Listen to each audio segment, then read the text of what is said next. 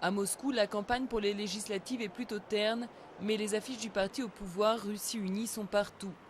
La formation de Vladimir Poutine devrait remporter largement les élections de dimanche. Au congrès du parti, le week-end dernier, les dirigeants étaient sûrs de leur victoire. Votez pour notre parti, votez pour notre programme. Russie Unie était, est et restera le premier parti du pays, parce que notre force réside dans la vérité.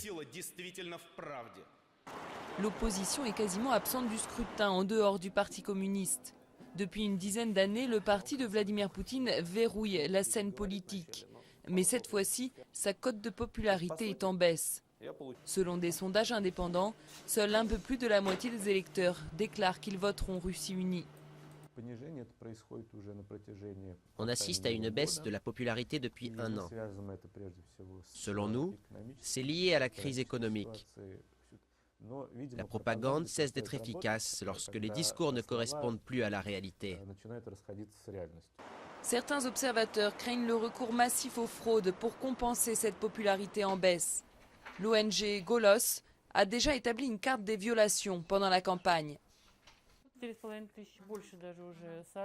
On a déjà recensé plus de 4500 preuves de fraude dans les régions. C'est très significatif. Il y a une pression massive dans les administrations, les entreprises, parmi les enseignants, les fonctionnaires, pour voter en faveur de Russie Unie.